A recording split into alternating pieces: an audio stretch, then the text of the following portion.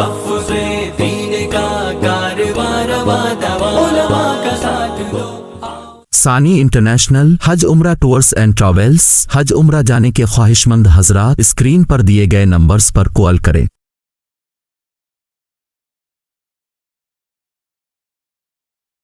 بسم اللہ الرحمن الرحیم، الحمد للہ وحدہ والصلاة والسلام علی من لا نبی بعدہ، اما بعد فاعوذ باللہ من الشیطان الرجیم، بسم اللہ الرحمن الرحیم۔ قل ان الموت الذي تفرون منه فإنه ملاقيكم ثم تردون إلى عالم الغيب والشهادة فينبئكم بما كنتم تعملون۔ وقال النبي صلى الله عليه وسلم كن في الدنيا كأنك غريب أو عابر سبيل۔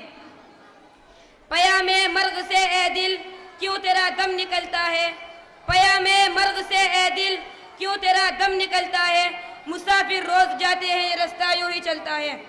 برادران اسلام، محترم حاضرین، موت ہر جاندار شخص کے لیے کتنا بھیانک اور کتنا خطرناک لفظ ہے۔ موت سے ہر شخص بھاگتا ہے، بچہ ہو یا جوان، بوڑھا ہو یا بوڑھی، عورت ہو یا مرد، جھونپڑیوں میں رہنے والا ہو یا کوٹھیوں میں رہنے والا، دیہاتیوں کا رہنے والا ہو یا شہروں کا رہنے والا، مسافر ہو یا مقیم، موت کے اس تل کو گھونٹ کو کوئی پینا پسند نہیں کرتا، موت کی اس بھیانک آواز کو کوئی سننا نہیں چاہتا، مگر ان تمام باتوں کے باوجود موت ہر ایک کے پاس جاتی ہے۔ کبھی تو یہ ماں کی گود میں بھی آ جاتی ہے اور ماں کی آرزو کو خاک میں ملا کر رکھ دیتی ہے، تو کبھی بھرپور جوانی میں آتی ہے اور ہزاروں کی تمناؤں پر پانی پھیر دیتی ہے، تو کبھی بڑھاپے میں آتی ہے۔ غرض یہ ہے کہ موت ہر ایک کو آتی ہے، بس فرق اتنا ہے کہ آج ان کی باری ہے تو کل ہماری باری۔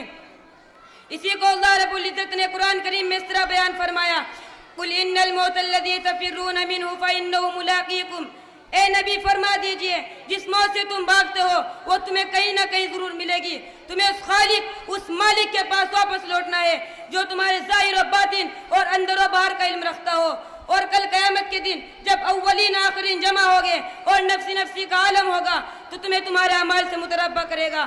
اگر تم نے خدا اور اس کے رسول کی اطاعت اور فرما برداری میں زندگی گزاری ہوگی تو نامہ اعمال دائیں ہاتھ میں دے دیے جائیں گے اور فرشتوں سے کہہ دیا جائے گا کہ اسے لے جاؤ اور اسے لے جا کر جنت میں داخل کر دو، اور اسے پیغام سنا دو کہ اسے کبھی بھی موت نہیں آئے گی۔